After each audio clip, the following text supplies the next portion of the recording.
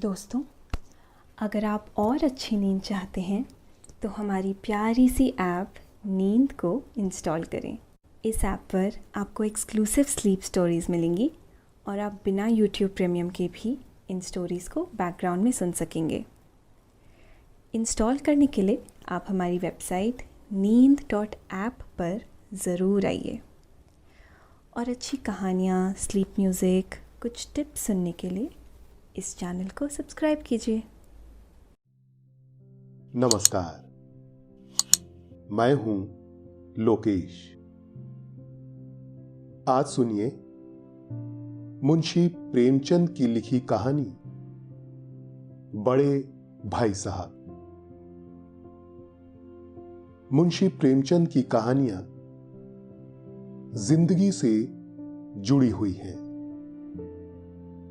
उनकी कहानियां न सिर्फ मजेदार होती हैं, बल्कि उनमें एक पॉजिटिव थॉट भी होता है। बड़े भाई साहब उनकी एक ऐसी ही कहानी है। यह कहानी दो भाइयों की है।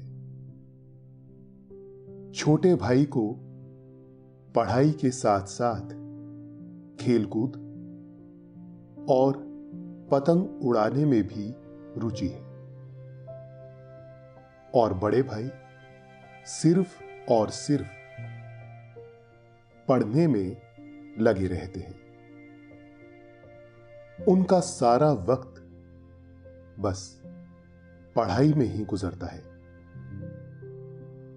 वो छोटे भाई को इसी तरह से बनने को कहते हैं। फिर क्या होता है इस कहानी में, यह हम आपको आगे बताएंगे। लेकिन पहले आप अपने आसपास की सारी लाइट्स ऑफ करके आराम से लेट जाएं। अपनी आंखें धीरे से बंद कर लीजिए। अब थोड़ा सा अपने शरीर को आराम दीजिए। थोड़ा और आराम। अपने शरीर को बिल्कुल ढीला छोड़ दीजिए। कोई टेंशन नहीं, कोई तनाव नहीं। अपने दिमाग में चल रहे सभी विचारों को, चिंताओं को त्याग दें। एक शांति सी महसूस करें। सब नेगेटिव पॉजिटिव विचारों को धीरे धीरे निकाल दें। हाथों को सीधा करके अपनी कमर के साइड में रख लीजिए। अपनी सांस पर ध्यान लगाएं। मन शांत, एकदम शांत होता जा रहा है। आप बहुत अच्छा महसूस कर रहे हैं। खुद को काफी हल्का फील कर रहे हैं। सब तरफ शांति ही शांति है, सुकून है, खामोशी है। मेरे भाई साहब मुझसे 5 साल बड़े थे, लेकिन 3 दर्जे आगे। उन्होंने भी इसी उम्र में पढ़ना शुरू किया था जब मैंने शुरू किया। लेकिन तालीम जैसे महत्व के मामले में वो जल्दबाजी से काम लेना पसंद नहीं करते थे। इस भवन की बुनियाद खूब मजबूत डालना चाहते थे, जिस पर आलीशान महल बन सके। 1 साल का काम 2 साल में करते थे, कभी कभी 3 साल भी लग जाते थे। बुनियाद ही पुख्ता ना हो तो मकान कैसे पायदार बने। मैं छोटा था, वो बड़े थे। मेरी उम्र 9 साल की, वो 14 साल की थी। उन्हें मेरी तंबी और निगरानी का पूरा जन्मसिद्ध अधिकार था, और मेरी शालीनता इसी में थी कि उनके हुक्म को कानून समझूं। वो स्वभाव से बड़े अध्ययनशील थे, हर दम किताब खोले बैठे रहते, और शायद दिमाग को आराम देने के लिए कभी कॉपी पर, कभी किताब के हाशियों पर चिड़ियों, कुत्तों, बिल्लियों की तस्वीरें बनाया करते थे। कभी कभी एक ही नाम या शब्द या वाक्य 10-20 बार लिख डालते। कभी एक शेर को बार बार सुंदर अक्षर से नकल करते। कभी ऐसी शब्द रचना करते जिनमें न कोई अर्थ होता, न कोई सामंजस्य। मसलन एक बार उनकी कॉपी पर मैंने ये इबारत देखी, स्पेशल अमीना। भाइयों भाइयों, दरअसल भाई भाई, राधेश्याम, श्रीयुत राधेश्याम। 1 घंटे तक।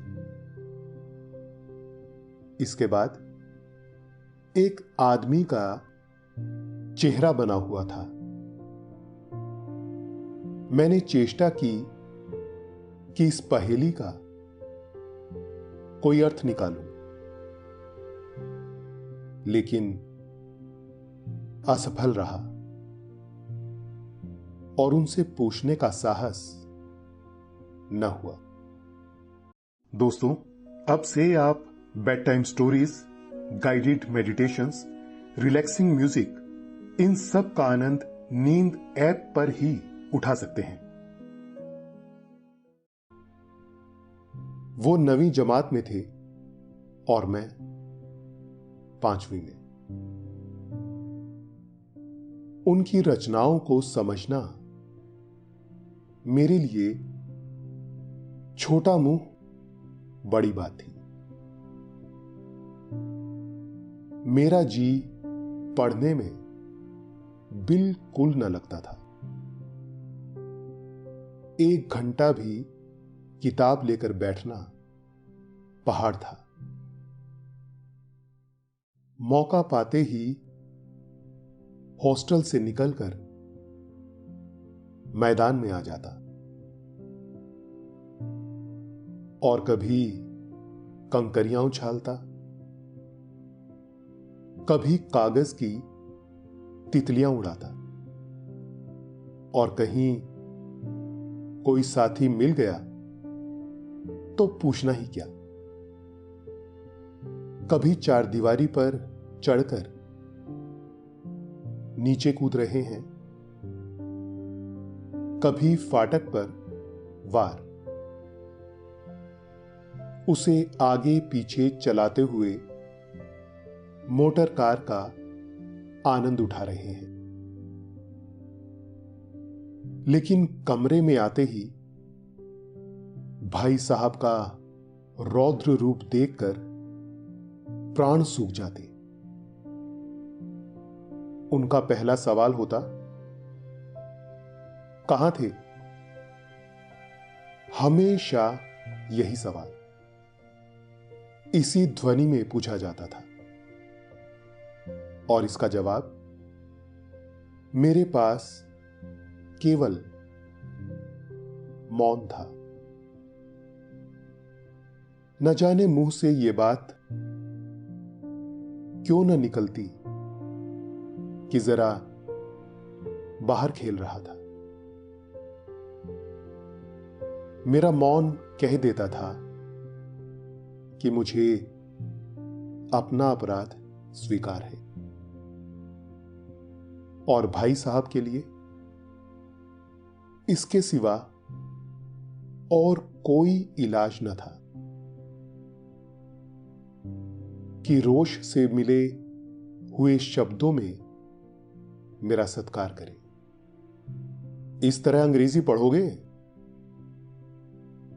तो जिंदगी भर पढ़ते रहोगे और एक हर्फ ना आएगा। अंग्रेजी पढ़ना कोई हंसी खेल नहीं है कि जो चाहे पढ़ ले। नहीं, ऐरा गैरा नत्थू खैरा सभी अंग्रेजी के विद्वान हो जाते। यहां रात दिन आंखें फोड़नी पड़ती हैं और खून जलाना पड़ता है, तब कहीं यह विधा आती है। और आती क्या है? हां, कहने को आ जाती है। बड़े बड़े विद्वान भी शुद्ध अंग्रेजी नहीं लिख सकते, बोलना तो दूर रहा। और मैं कहता हूं, तुम कितने घोंगा हो कि मुझे देखकर भी सबक नहीं लेते। मैं कितनी मेहनत करता हूं, तुम अपनी आंखों से देखते हो। अगर नहीं देखते तो यह तुम्हारी आंखों का कसूर है, तुम्हारी बुद्धि का कसूर है। इतने मेले तमाशे होते हैं, मुझे तुमने कभी देखने जाते देखा है? रोज ही क्रिकेट और हॉकी मैच होते हैं, मैं पास नहीं भटकता, हमेशा पढ़ता रहा हूं। उस पर भी एक एक दर्जे में 2-2, 3-3 साल पढ़ा रहता हूं। फिर तुम कैसे आशा करते हो कि तुम यूं खेल कूद में वक्त गंवाकर पास हो जाओगे? मुझे तो 2 ही 3 साल लगते हैं, तुम उम्र भर इसी दर्जे में पड़े सड़ते रहोगे। अगर तुम्हें इस तरह उम्र गंवानी है तो बेहतर है घर चले जाओ और मजे से गुल्ली डंडा खेलो। दादा की गाढ़ी कमाई के रुपए क्यों बर्बाद करते हो? मैं ये लताड़ सुनकर आंसू बहाने लगता। जवाब ही क्या था? अपराध तो मैंने किया, लताड़ कौन सही? भाई साहब उपदेश की कला में निपुण थे। ऐसी ऐसी लगती बातें कहते, ऐसे ऐसे सूखती बाण चलाते कि मेरे जिगर के टुकड़े टुकड़े हो जाती और हिम्मत छूट जाती। इस तरह जान तोड़कर मेहनत करने की शक्ति मैं अपने में ना पाता था और उस निराशा में जरा देर के लिए मैं सोचने लगता, क्यों ना घर चला जाऊं। जो काम मेरे बूते के बाहर है उसमें हाथ डालकर क्यों अपनी जिंदगी खराब करूं। मुझे अपना मूर्ख रहना मंजूर था, लेकिन उतनी मेहनत से मुझे तो चक्कर आ जाता था। लेकिन घंटे 2 घंटे बाद निराशा के बादल फट जाते और मैं इरादा करता कि आगे से खूब जी लगाकर पढ़ूंगा। चटपट एक टाइम टेबल बना डालता, बिना पहले से नक्शा बनाए, बिना कोई स्कीम तैयार किए काम कैसे शुरू करूं। टाइम टेबल में खेल कूद की मत बिल्कुल उड़ जाती। प्रातःकाल उठना, 6 बजे मुंह हाथ धो नाश्ता कर पढ़ने बैठ जाना, 6 से 8 तक अंग्रेजी, 8 से 9 तक हिसाब, 9 से 9:30 तक इतिहास, फिर भोजन और स्कूल। 3:30 बजे स्कूल से वापस होकर आधा घंटा आराम, 4 से 5 तक भूगोल, 5 से 6 तक ग्रामर, आधा घंटा हॉस्टल के सामने टहलना, 6:30 से 7 तक अंग्रेजी कॉम्पोजिशन, फिर भोजन करके 8 से 9 बजे तक अनुवाद, 9 से 10 तक हिंदी, 10 से 11 तक विविध विषय, फिर विश्राम। मगर टाइम टेबल बना लेना एक बात है, उस पर अमल करना दूसरी बात।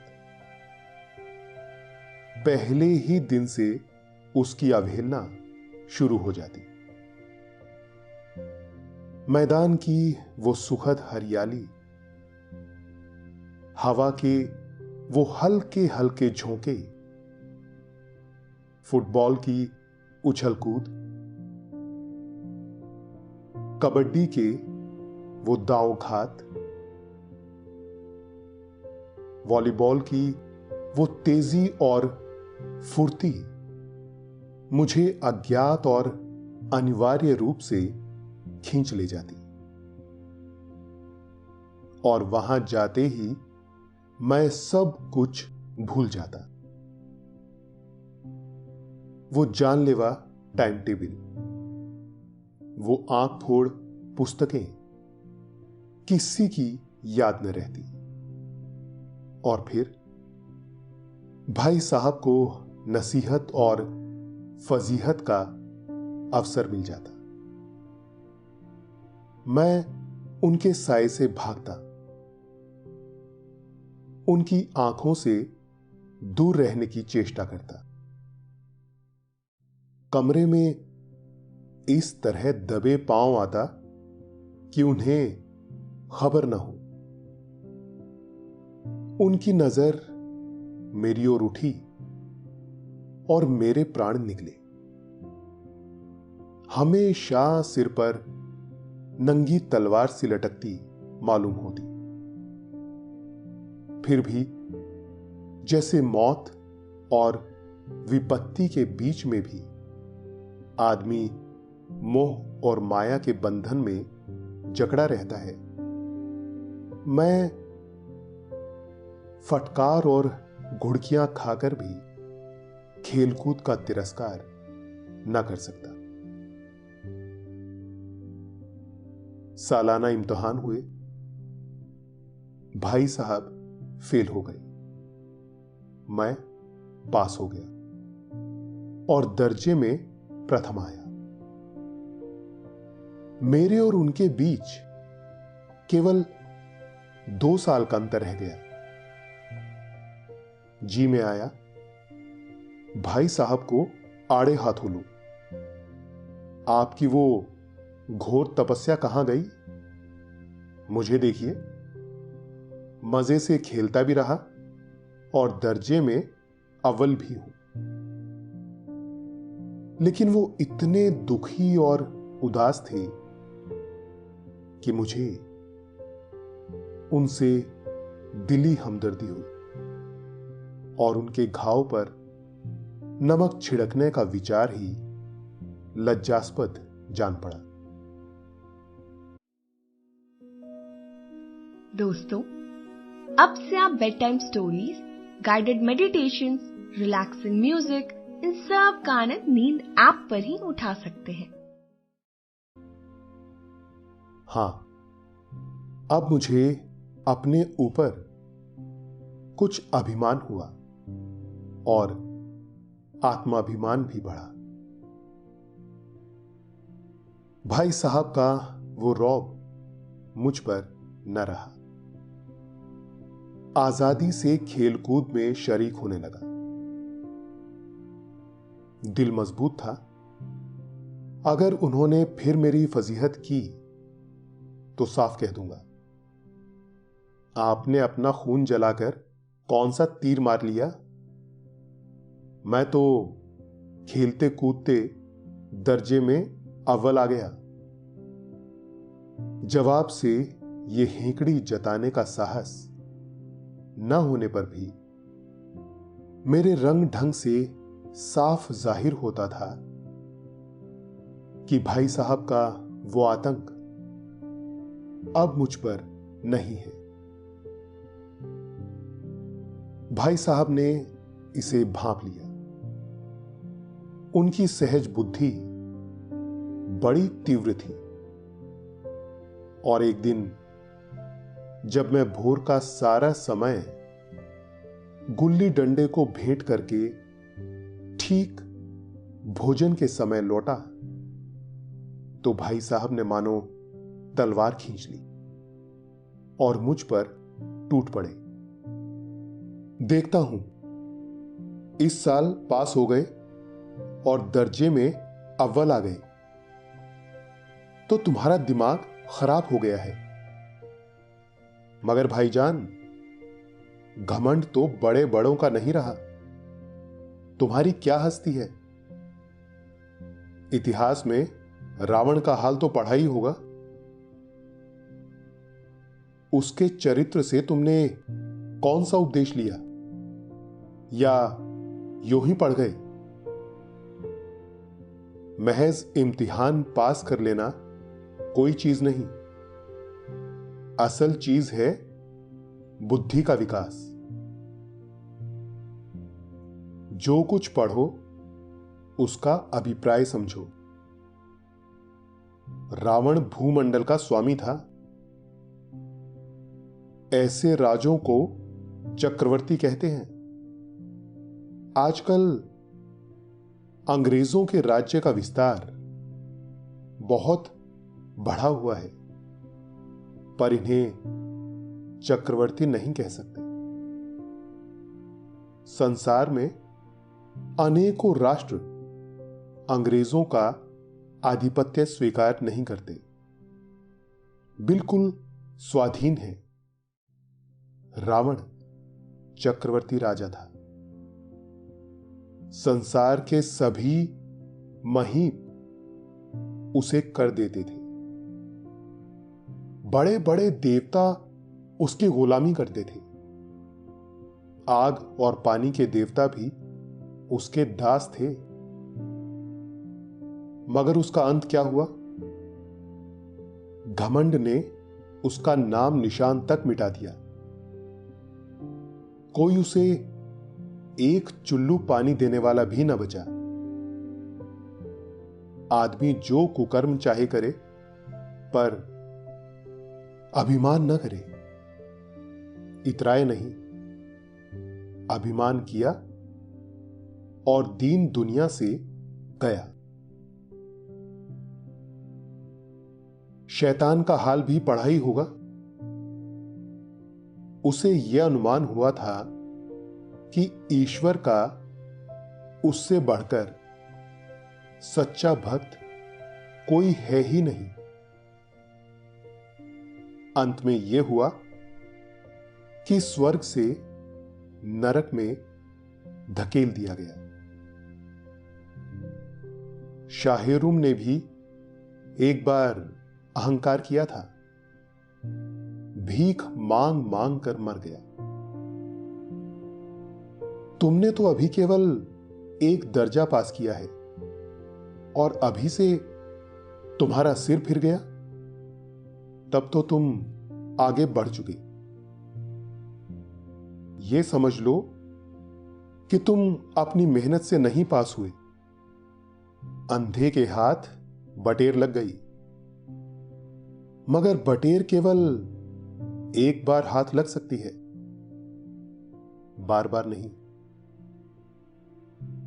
कभी कभी गुल्ली डंडे में भी अंधा चोट निशाना पड़ जाता है। उससे कोई सफल खिलाड़ी नहीं हो जाता। सफल खिलाड़ी वो है जिसका कोई निशाना खाली न जाए। मेरे फेल होने पर ना जाओ। मेरे दर्जे में आओगे तो दांतों पसीना आएगा। जब अलजेब्रा और ज्योमेट्री के लोहे के चने चबाने पड़ेंगे और इंग्लिस्तान का इतिहास पढ़ना पड़ेगा। बादशाहों के नाम याद रखना आसान नहीं है। 8 हेनरी ही गुजरे हैं। कौन सा कांड किस हेनरी के समय हुआ, क्या ये याद कर लेना आसान समझते हो? हेनरी 7वें की जगह हेनरी 8वां लिखा और सब नंबर गायब। सफा चट। सिफर भी ना मिलेगा। सिफर भी हो कि इस ख्याल में। दर्जनों तो जेम्स हुए हैं, दर्जनों विलियम, कोड़ियों चार्ल्स। दिमाग चक्कर खाने लगता है, आंधी रोग हो जाता है। इन अभागों को नाम भी न जुड़ते थे।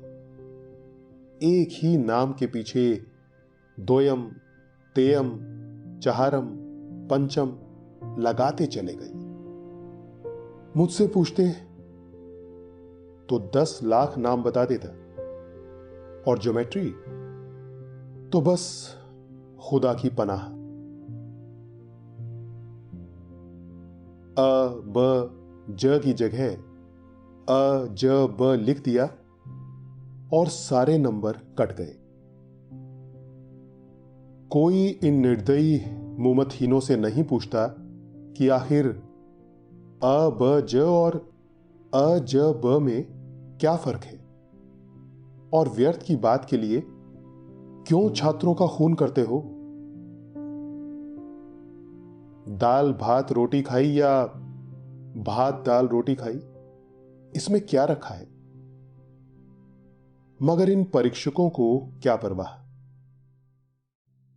वो तो वही देखते हैं जो पुस्तक में लिखा है।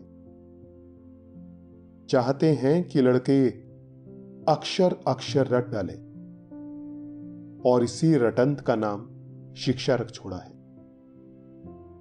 और आखिर इन बेसिर पैर की बातों के पढ़ने से क्या फायदा? स्कूल का समय निकट था।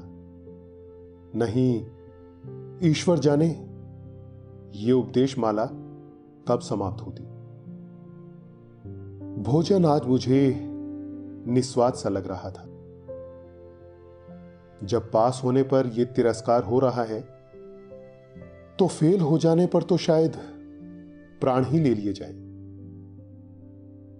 भाई साहब ने अपने दर्जे की पढ़ाई का जो भयंकर चित्र खींचा था उसने मुझे भयभीत कर दिया।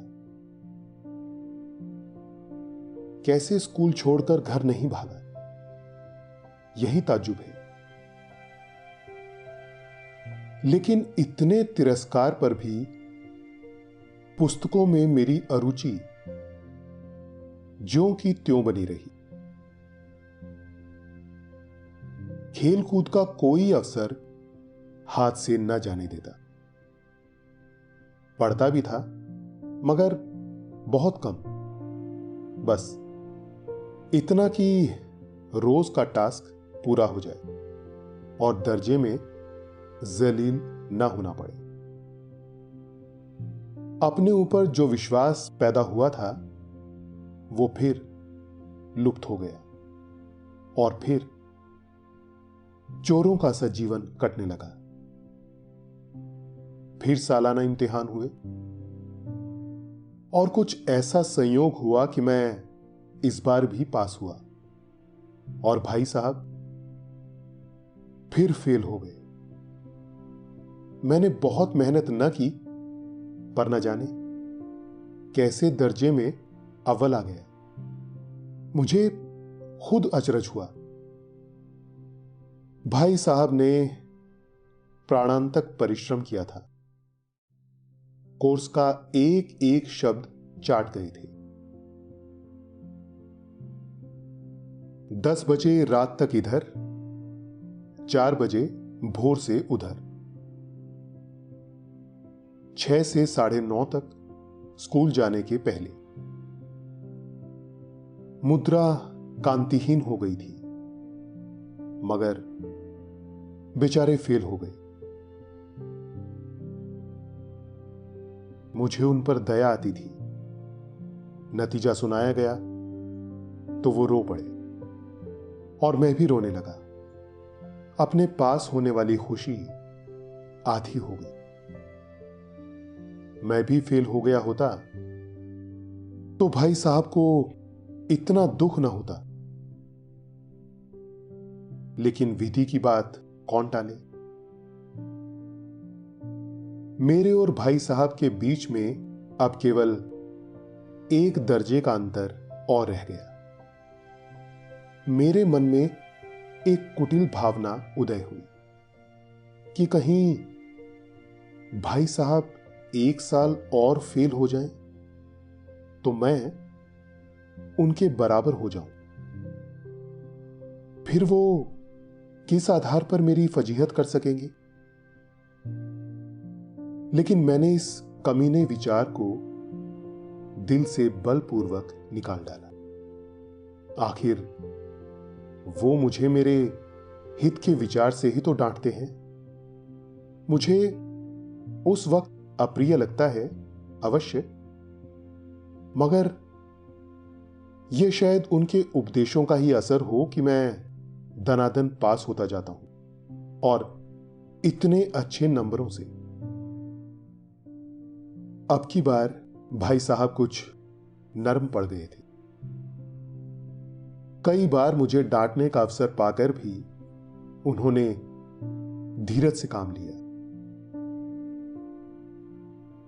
शायद अब वो खुद समझने लगे थे कि मुझे डांटने का अधिकार उन्हें नहीं रहा, या रहा तो बहुत कम। मेरी स्वच्छंदता भी बढ़ी। मैं उनकी सहिष्णुता का अनुचित लाभ उठाने लगा। मुझे कुछ ऐसी धारणा हुई कि मैं तो पास हो ही जाऊंगा, पढ़ूं या ना पढ़ूं। मेरी तकदीर बलवान है, इसलिए भाई साहब के डर से जो थोड़ा बहुत पढ़ लिया करता था वो भी बंद हुआ। मुझे कनकोए उड़ाने का नया शौक पैदा हो गया था और अब सारा समय पतंगबाजी की ही भेंट होता था। फिर भी मैं भाई साहब का अदब करता था और उनकी नजर बचाकर कनकोई उड़ाता था। मांझा देना, कन्ने बांधना, पतंग टूर्नामेंट की तैयारियां आदि समस्याएं अब गुप्त रूप से हल की जाती थी। दोस्तों, अब से आप आपकी मनचाही दादी और नानी की कहानियों से प्यारी नींद की कहानियां सिर्फ और सिर्फ नींद ऐप पर ही सुन पाएंगे। तो इसी तरह हमारे साथ कहानियों के जरिए जुड़े रहने के लिए आपकी अपनी नींद ऐप इंस्टॉल करें। भाई साहब को यह संदेह न करने देना चाहता था कि उनका सम्मान और लिहाज मेरी नजरों में कम हो गया है। एक दिन संध्या समय हॉस्टल से दूर मैं एक कनकोआ लूटने बेतहाशा दौड़ा जा रहा था। आंखें आसमान की ओर थीं और मन उस आकाशगामी पथिक की ओर जो मंद गति से झूमता पतन की ओर चला जा रहा था। मानो कोई आत्मा स्वर्ग से निकलकर विरक्त मन से नए संस्कार ग्रहण करने जा रही हो। बालकों की एक पूरी सेना लग्गे और झड़दार बांस लिए उनका स्वागत करने को दौड़ी आ रही थी।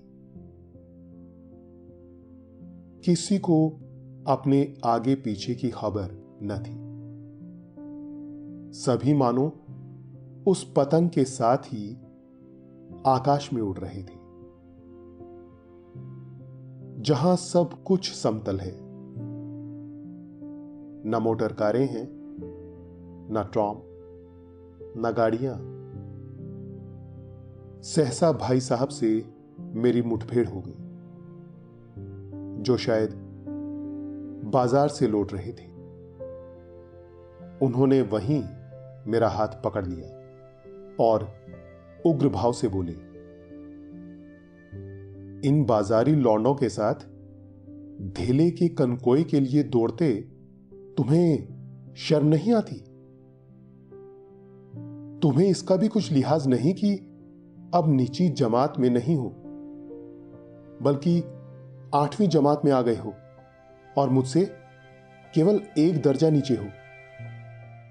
आखिर आदमी को कुछ तो अपनी पोजीशन का ख्याल करना चाहिए। एक जमाना था कि लोग 8वां दर्जा पास करके नायब तहसीलदार हो जाते थे। मैं कितने ही मिडलचियों को जानता हूं जो आज अव्वल दर्जे के डेप्यूटी मजिस्ट्रेट या सुपरिटेंडेंट हैं। कितने ही 8वीं जमात वाले हमारे लीडर और समाचार पत्रों के संपादक हैं। बड़े बड़े विद्वान उनकी मातहती में काम करते हैं और तुम उसी 8वीं दर्जे में आकर बाजारी लौंडों के साथ कनकोई के लिए दौड़ रहे हो। मुझे तुम्हारी इस कम अकली पर दुख होता है। तुम ज़हीन हो, इसमें शक नहीं, लेकिन वो जहन किस काम का जो हमारे आत्मगौरव की हत्या कर डाले। तुम अपने दिल में समझते होंगे मैं भाई साहब से महज एक दर्जा नीचे हूं और अब उन्हें मुझको कुछ कहने का हक नहीं है। लेकिन यह तुम्हारी गलती है। मैं तुमसे 5 साल बड़ा हूं और चाहे आज तुम मेरी ही जमात में आ जाओ, और परीक्षकों का यही हाल है, तो निसंदेह अगले साल तुम मेरे समकक्ष हो जाओगे और शायद 1 साल बाद तुम मुझसे आगे निकल जाओ, लेकिन मुझ में और जो 5 साल का अंतर है उसे तुम क्या, खुदा भी नहीं मिटा सकता। मैं तुमसे 5 साल बड़ा हूं और हमेशा रहूंगा। मुझे दुनिया का और जिंदगी का जो तजुर्बा है, तुम उसकी बराबरी नहीं कर सकते। चाहे तुम एमए, डीफिल और डीलिट ही क्यों ना हो जाओ। समझ किताबें पढ़ने से नहीं आती हैं। हमारी अम्मा ने कोई दर्जा पास नहीं किया और दादा भी शायद 5वीं जमात के आगे नहीं गए, लेकिन हम दोनों चाहे सारी दुनिया की विधा पढ़ लें, अम्मा और दादा को हमें समझाने और सुधारने का अधिकार हमेशा रहेगा। केवल इसलिए नहीं कि वे हमारे जन्मदाता हैं, बल्कि इसलिए कि उन्हें दुनिया का हमसे ज्यादा तजुर्बा है और रहेगा। अमेरिका में किस तरह की राज्य व्यवस्था है और 8वें हेनरी ने कितने विवाह किए और आकाश में कितने नक्षत्र हैं, ये बातें चाहे उन्हें न मालूम हो, लेकिन हजारों ऐसी बातें हैं जिनका ज्ञान उन्हें हमसे और तुमसे ज्यादा है। मैं उनकी इस नई युक्ति से नतमस्तक हो गया। मुझे आज सचमुच अपनी लघुता का अनुभव हुआ और भाई साहब के प्रति मेरे मन में श्रद्धा उत्पन्न हुई। मैंने सजल आंखों से कहा, हरगिज नहीं। आप जो कुछ फरमा रहे हैं वो बिल्कुल सच है और आपको कहने का अधिकार है। भाई साहब ने मुझे गले लगा लिया और बोले, कनकोए उड़ाने को मना नहीं करता, मेरा जी भी ललचाता है, लेकिन क्या करूं। खुद बेराह चलूं तो तुम्हारी रक्षा कैसे करूं। यह कर्तव्य भी तो मेरे सिर पर है। संयोग से उसी वक्त एक कटा हुआ कनकोआ हमारे ऊपर से गुजरा। उसकी डोर लटक रही थी। लड़कों का एक गोल पीछे पीछे दौड़ा चला आता था। भाई साहब लंबे हैं ही, उछलकर उसकी डोर पकड़ ली और बेतहाशा हॉस्टल की तरफ दौड़े। मैं पीछे पीछे दौड़ रहा था। अभी आपने मुंशी प्रेमचंद की यह कहानी सुनी। अब आपके सोने का वक्त हो रहा है। निंदिया रानी चुपके से आपके सिरहाने आ बैठी है। वो आपकी आंखों को हौले हौले से थपकी दे रही है। आपकी पलकें बोझिल होती जा रही हैं। आपने अपनी दोनों आंखों को बंद कर लिया है और अब आप आहिस्ता आहिस्ता नींद के आगोश में समाते जा रहे हैं, समाते जा रहे हैं। शुभ रात्रि।